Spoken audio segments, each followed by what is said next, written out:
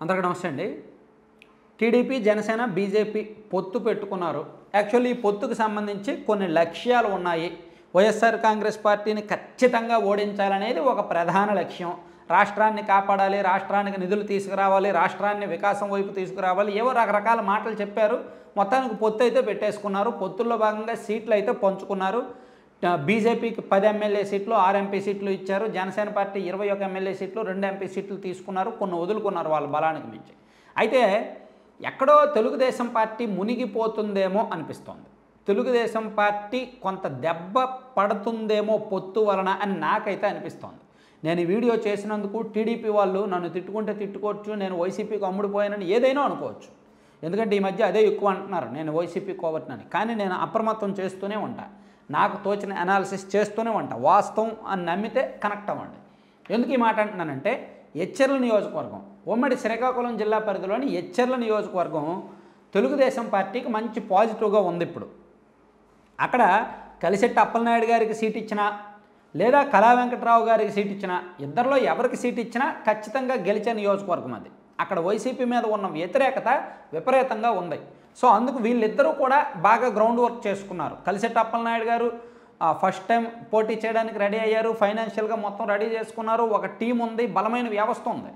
అలాగే కళా వెంకట్రావు గారికి కూడా ఎక్స్పీరియన్స్ ఉంది, ఆయనకు ఒక టీం ఉంది, ఆయన కూడా రెడీ అయ్యారు. ఇద్దరిలో ఎవరికో వాళ్ళకి సీట్ ఇస్తారని భావించారు. ఒకరికి సీట్ ఇస్తే ఒకళ్ళు అలిగినప్పటికీ ఏదో పార్టీ పరంగా వర్క్ చేసుకునేవాళ్ళు. కానీ ఇప్పుడు వీళ్ళిద్దరికీ కాకుండా బీజేపీ సింబల్కి ఇచ్చారు. అసలు ఎచ్చెర్ల నియోజకవర్గం అనేది బీజేపీ ఎరుగుదు. పైగా అక్కడ క్యాండిడేట్ కూడా ఈశ్వరరావు గారు. అక్కడంతా తూర్పు కాపు కమ్యూనిటీ ఎక్కువ. ఆ ప్రాంతం తూర్పు కాపుల తర్వాత పొలనాటి వెలం ఉంటుంది, ఇంకా వేరే అదర్ బీసీ కమ్యూనిటీస్ కొన్ని ఉంటాయి. కానీ కమ్మ సామాజిక వర్గానికి చెందిన వ్యక్తికి ఇవ్వడంతో అక్కడ కొంత ఖచ్చితంగా తేడా కొడుతుంది. సో టీడీపీ ఖచ్చితంగా గెలవాల్సిన సీటు ఇప్పుడు పువ్వుల్లో పెట్టి, కమలం పువ్వులో పెట్టి వైసీపీకి ఇస్తున్నారేమో అనిపిస్తుంది నాకైతే. సో లోకల్ వాళ్ళు, లేదు బాబు నువ్వు చెప్పింది తప్పమ్మా, నువ్వు వైసీపీ వాళ్ళ దగ్గర డబ్బులు తీసుకొని చెప్పావమ్మా, అక్కడ ఖచ్చితంగా బీజేపీ గెలుస్తుందమ్మా అని కామెంట్ చేస్తే చెయ్యండి, మీ ఇష్టం. కానీ నాకైతే నాకు అక్కడ బలమైన సోర్స్ ఉంది, బలమైన వ్యవస్థ ఉంది కాబట్టి నేను నమ్మి చెప్తున్నా. ఒకటో పాయింట్. ఇక రెండోది, బీజేపీకి ఇచ్చిన మరో సీట్లలో కాస్త తేడా కొడుతున్న సీటు ఇంకా ఉన్నాయి. బద్వేలు సీట్లో కూడా తేడా వస్తుంది. యాక్చువల్లీ టీడీపీ జనసేన పొత్తుల్లో భాగంగా బద్వేలు సీట్ ఇచ్చారు బీజేపీకి. అక్కడ అభ్యర్థి ఎంపిక విషయంలో కొన్ని తేడాలు జరిగాయి. యాక్చువల్లీ బద్వేలు కూడా గతంతో పోలిస్తే వైసీపీ కాస్త బలహీనపడింది. టీడీపీకి కొన్ని అవకాశాలు ఉన్నాయి, కానీ అక్కడ కూడా వదులుకున్నారు. అది కూడా కాస్త ఇబ్బందికర అంశమే. అలాగే రైల్వే కోడూరు నియోజకవర్గంలో గత 20 సంవత్సరాలుగా తెలుగుదేశం పార్టీ గెలవల. యాక్చువల్లీ టీడీపీకి కంచుకోట రైల్వే కోడూరు నియోజకవర్గం. 1983 నుంచి కంటిన్యూగా 5 ఎన్నికల్లో అక్కడ టీడీపీ గెలిచింది, కానీ వరుసగా 4 ఎన్నికల్లో ఓడిపోయారు. కానీ ఇప్పుడు అక్కడ క్యాడర్లో కసి వచ్చింది. క్యాడర్లో ఖచ్చితంగా ఈసారి గెలిచి తీరాలనే కసి వచ్చింది. సరిగ్గా అటువంటి సమయంలో ఆ సీటు జనసేనకి ఇచ్చారు. పోనీ జనసేనకి అయితే నో ప్రాబ్లం, జనసేనకి ఇవ్వడం నో ప్రాబ్లం. టీడీపీ జనసేన కలిసి పనిచేయడానికి సిద్ధంగానే ఉన్నారు. కానీ అక్కడ అభ్యర్థి ఎంపిక అభ్యంతరకరం. అభ్యర్థిని ఎంచుకున్నారు కదా, అది కాస్త తేడా కొట్టేలా ఉందన్నమాట. సో అందుకు టీడీపీ నష్టపోయే అవకాశాలు కనిపిస్తున్నాయి. అలాగే రాజంపేట పార్లమెంటు, అక్కడ ముస్లిం ఓటింగ్, ఆ పార్లమెంటు పరిధిలో ముస్లిం ఓటింగ్ దాదాపుగా 2 లక్షలకు పైగా, 2.5 లక్షల వరకు ఉన్నారు. ఆ సీటు బీజేపీకి ఇవ్వడం వలన బీజేపీ ఆ సీటు గెలవదు సరికదా, కొంతమంది ఎమ్మెల్యేలకు కూడా ఆ దెబ్బ తగులుతుంది. కొంతమంది ఎమ్మెల్యే క్యాండిడేట్లకు కూడా ఆ ఎఫెక్ట్ ఖచ్చితంగా ఉంటుంది.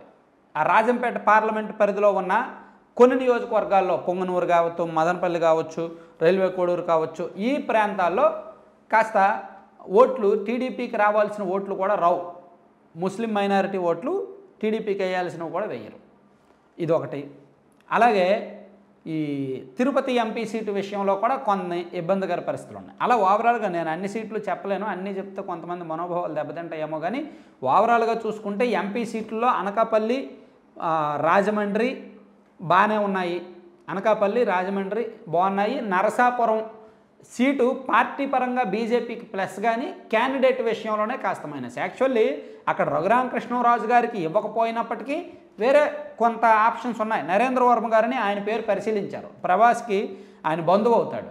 సో నరేంద్ర వర్మ గారి పేరు పరిశీలించారు నరసాపురం బీజేపీ ఎంపీ అభ్యర్థిగా ఇవ్వడానికి. కానీ ఆయన్ను కాదని ఈ శ్రీనివాస వర్మ గారిని తెర మీదకి తీసుకొచ్చారు. యాక్చువల్లీ శ్రీనివాస వర్మ గారు అంత స్థాయిలో ఎప్పుడు కూడా అంత స్థాయిలో పరిచయాలు లేవు, అంత స్థాయి నెట్వర్కింగ్ లేదు, అంత స్థాయి రాజకీయం కూడా ఆయన ఎప్పుడు చేసి ఎరుగరు. సో ఇప్పుడు ఫస్ట్ టైం ఆయనకి ఒక రకంగా కాస్త కన్ఫ్యూజన్ ఉంది. సో ఆయన్ని జాగ్రత్తగా మోటివేట్ చేసి మొత్తం ఆయన్ని వాడుకోవడం తిప్పడం ఇదంతా కష్టమే. సో నరసాపురం యాక్చువల్లీ ఈజీగా ఈ కూటమి గెలిచే సీటు అభ్యర్థి కారణంగా మైనస్ అయ్యే అవకాశం ఉంది.